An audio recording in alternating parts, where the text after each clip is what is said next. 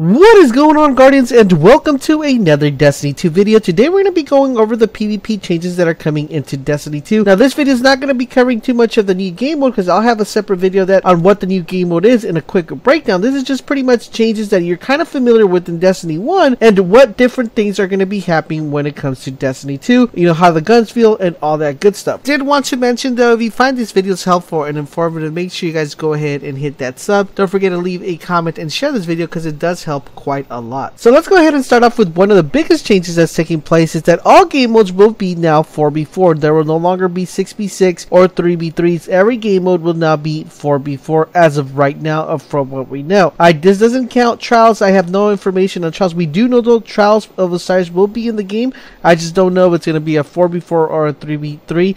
As of right now, every game mode currently that's coming within the game will be a 4v4 game mode. Another change that you guys might already know is the weapons, how the weapons are going to be changing, that we will no longer have a primary, secondary, or heavy. Now it's a kinetic, energy weapon, and power weapon. If you guys want to know how those are structured, I highly recommend you guys check out my weapon video going over all the changes within weapons. Now, one of the key components on the new PvP changes is how do the guns feel? The guns feel the same, pretty much the same way they feel in Destiny 1. The only noticeable changes now is the health meter. The health meter actually is quite interesting because now if you're getting shot and you try to go ahead and recover, the recovery time is takes a little bit longer than it usually takes in Destiny 1. Not only that, but if you're shooting someone, their health bar actually takes a little bit longer for you to actually bring that health down bar. So you're gonna have to land more headshots than you usually would in Destiny 1. So the game does require a little bit more of a gun skill now than it did in Destiny 1. Now, as far as stickies are concerned, currently right now there is no sticky within the game that kills one person at a time. Stickies still exist,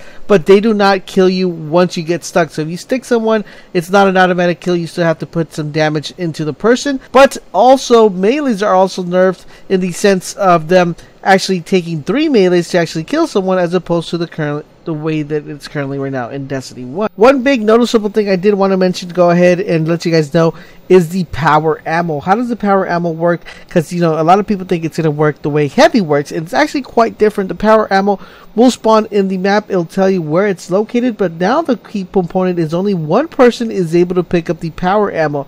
So for example, let's say we're in a 4v4 and I decide to go pick up the power ammo. I'll pick up the power ammo for my power weapon, but the rest of my team won't have a power ammo option. So this makes it where you have to kind of strategize who exactly is going to pick up the power ammo, so you guys could definitely have the advantage on your team. Not only that, but you will also get notified via the bottom left hand corner who picked up the ammo and for what weapon it was picked up. Talking about the UI, there's a big changes in the UI, as you guys can notice on the top portion of the map. Not only do you get an option to see what subclasses you're fighting against, but you're also able to determine if they have their supers or not.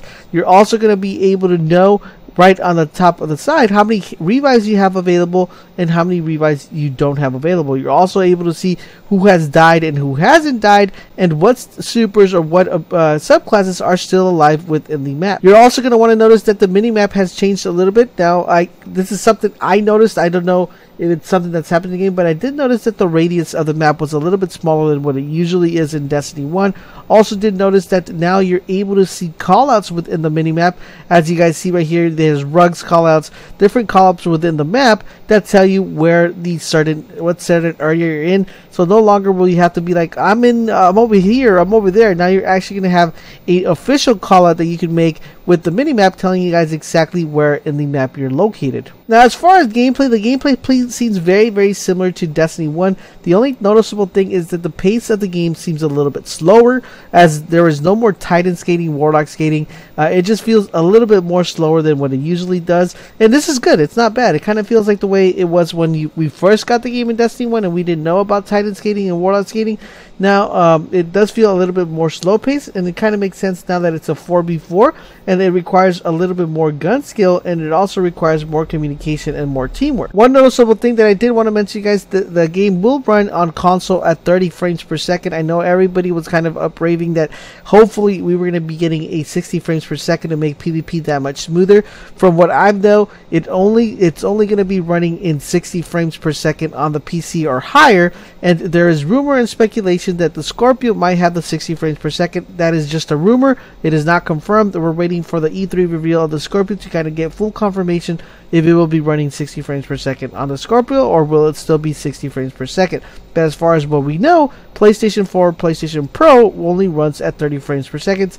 And if you compare it to the PC, it does feel a little bit slowed down on the PS4 Pro. Unfortunately, I hate to be the bearer of bad news, but there is no dedicated servers in Destiny 2. But this might be solved due to the fact that now we're going to be playing, all the game modes are 4v4, reducing the amount of players that are going to be currently on one session, 8 as opposed to 12. So we hope to see that the servers don't take such a bad toll when Destiny 2 launches. Another thing we noticed, and I'm not 100% sure, but it seemed like this is what happened.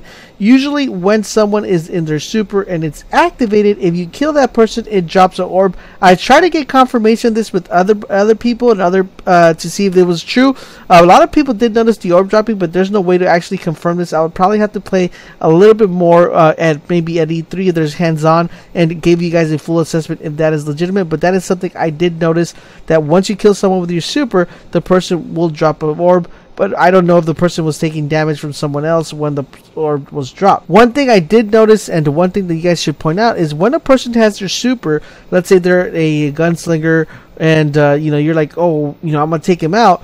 Now it's a little bit more harder to take out a person with their super, as their shield's a little bit higher. But wait, there's an answer to that. Now that we have kinetic weapons, if you match the kinetic weapon with the super, so in this case gunslinger, a solar damage weapon, then you will output more damage than you would with a regular kinetic weapon. So it's going to be very intuitive and very helpful for you to know which loadout to use depending on the team you're facing, because if you're running against all strikers, if you have a weapon that has arc damage, you're going to be outputting a little bit more damage when this person is running in their super. Now, as far as the supers are concerned, there's major changes within that, so you're definitely going to want to check out my individual videos going over every subclass that we got a chance to get our hands on, so you guys can know what are the changes within those subclasses, so you could prepare accordingly when Destiny 2 comes out. And that's pretty much what I have all for PvP. If I missed something, let me know in the comment section down below.